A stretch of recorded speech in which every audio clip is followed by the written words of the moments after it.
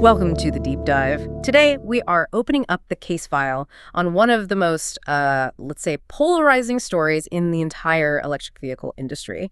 We're putting Polestar Automotive right under the microscope. This is a brand that, it sells itself on this idea of premium design, high performance, but the financial reality, it tells a story of near total catastrophe. It really does. So we're going to do a direct comparison against the market leader, Tesla, and we're focusing on two things.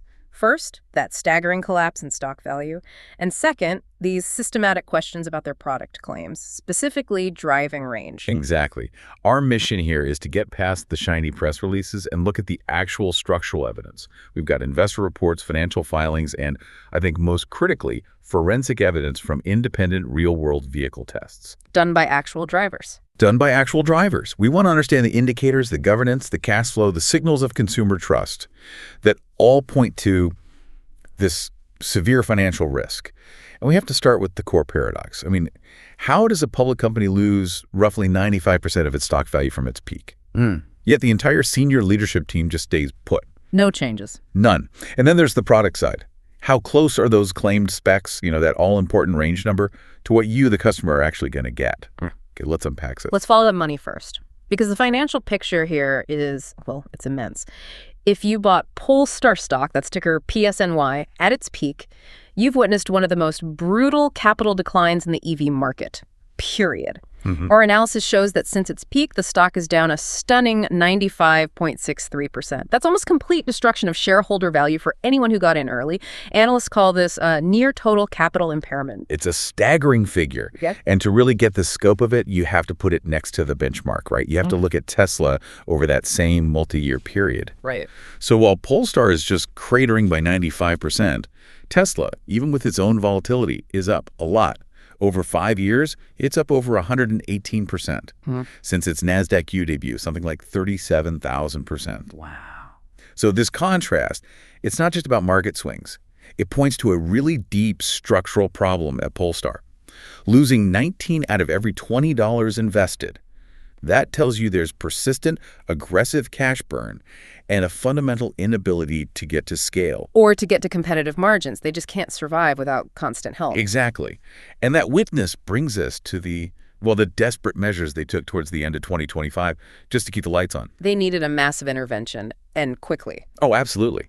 And the source of that intervention is very telling. It's their major shareholder, Geely. First, Polestar gets a new subordinated term loan of up to $600 million. Directly from Geely. Directly from Geely. Then they announce a $300 million equity investment from external institutions, which sounds good, but there's a huge asterisk. And that asterisk is the put option, I'm guessing? Precisely. Geely Sweden Holdings offered a put option to those investors. Now, for you listening, a put option just means those investors have the right to sell their shares back to Geely at a set price in 3 years. So Geely is basically acting as an insurance policy. It's a safety net. They're saying, look, if this goes south, we'll buy you out.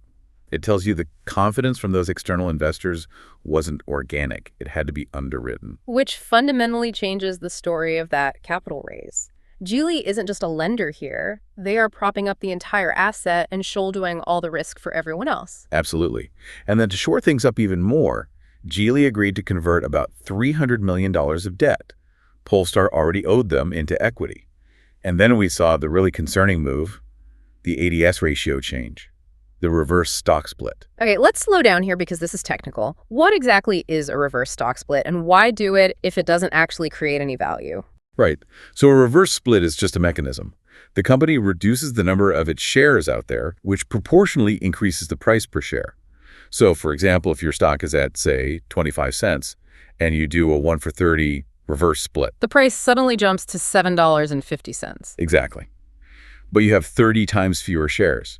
Companies do this to avoid getting delisted from an exchange like the Nasdaq Q, which usually has a minimum share price of $1. It's a cosmetic fix. It's financial window dressing. The problem is still there. The company is worth the same amount, but you redenominate the losses to make the stock price itself look less like a failing penny stock. You've got it. It does nothing to address the underlying business failure, which, brings us to the most perplexing part of this whole investigation. The governance gap. And this is where that Tesla comparison becomes so important for understanding accountability. The sources asked this really simple but powerful question.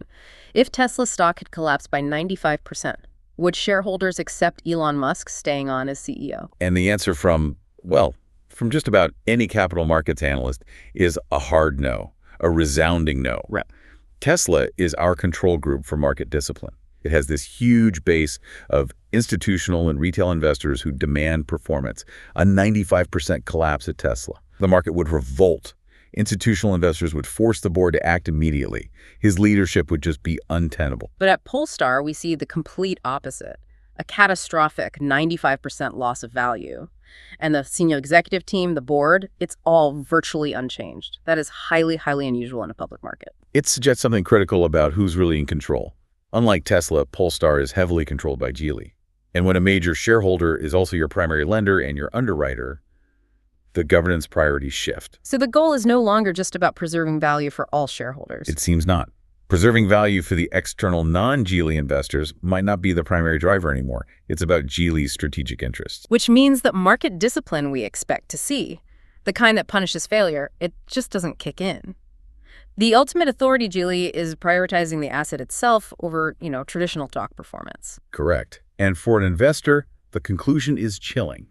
The governance seems immune to the pain of public shareholders. This sends a huge warning signal, a high risk of insolvency, restructuring, or more dilution that favors the inside shareholder over you. So with Geely underwriting everything, you have to ask, does that intense financial pressure lead to, let's say, aggressive marketing claims? It's a very fair question. Let's shift from the balance sheet to the product, specifically the claimed versus the real-world range of the Polestar 4 long-range dual motor. Okay, this is where we need to put on our forensic hats. Polestar claims a range of up to 590 kilometers WLTP in Europe. In the U.S., it's up to 280 miles EPA. Yeah. But those numbers, they come with a huge caveat. The WLTP test itself. Exactly. We have to remember what WLTP is. It's legally correct for advertising in the EU, but it is systematically misleading for real-world driving. It's a lab test.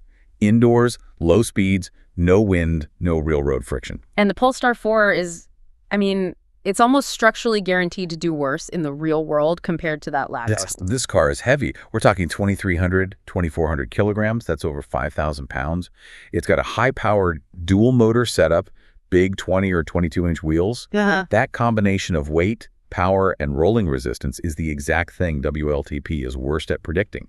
It leads to this artificially high number. So to check that gap, we looked at a case file of independent video evidence, owners, reviewers from the US, Australia, Europe, and they're all showing discrepancies. And the data is so consistent. You see a car in Texas, 65% charge, showing just 168 miles of range.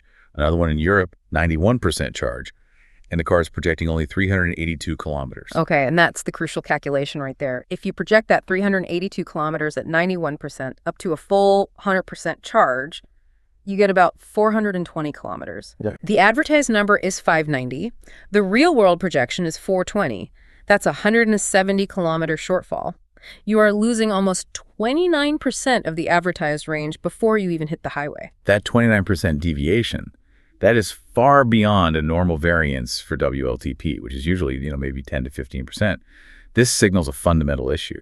And what's really telling is the lack of any counterproof. We could not find a single independent real-world test to get anywhere near that 590-kilometer number. So the forensic conclusion here is that it's not random, it's systematic, a structural gap between the marketing and the car's actual physics. And again, this is why the Tesla comparison is so useful. Yes. Tesla, especially in the U.S., uses the stricter EPA rating. And while, look, no car hits its max range all the time, Tesla owners report results that are much, much closer to what's advertised. You just hear far fewer complaints about what people call air range, that number that just evaporates in the real world. Which leads directly to the question of trustworthiness. The source material points to a very specific concern. An image on Polestar's own website for the Polestar 4 that shows the car at 80% charge with 300 miles of range. That image is a real problem. Legally, a visual is a claim.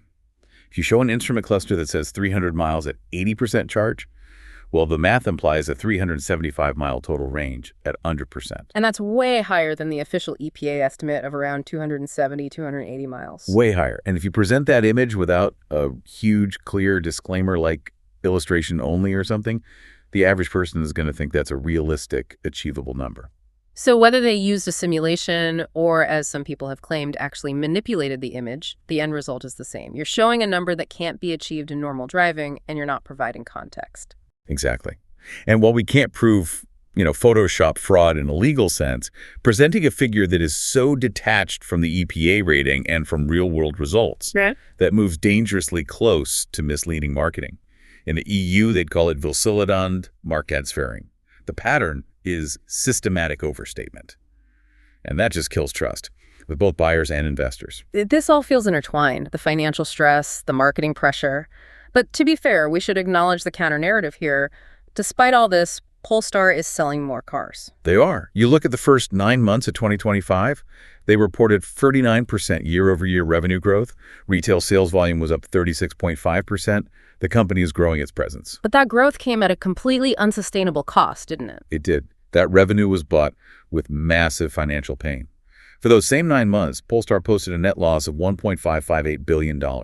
A huge chunk of that $739 million was just an impairment expense on the Polestar 3 model alone. So they're running faster just to stay in the same place. That's the perfect way to put it. They're selling more, but the losses are so big they're just treading water. Okay, so to summarize our investigation, Polestar is in a structural crisis. There's immense financial stress, that 95% value collapse, the total reliance on Geely for life support funding. And that's paired with a clear failure of corporate accountability. The governance gap, as we called it. Unchanged management despite catastrophic results, which tells you the company is insulated from normal market discipline. And finally, the systemic product perception problem. It's driven by that consistent, verifiable overstatement of real-world range, which just undermines the trust a premium brand has to have. So here's the final provocative thought for you to think about.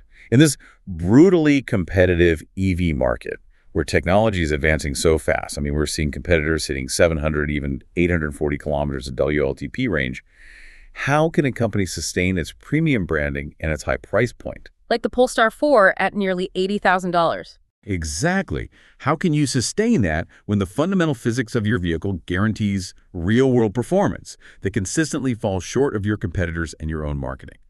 If the brand promise is eroding while the competition is speeding up, what does Polestar actually have left to sell? That's the paradox they still need to solve.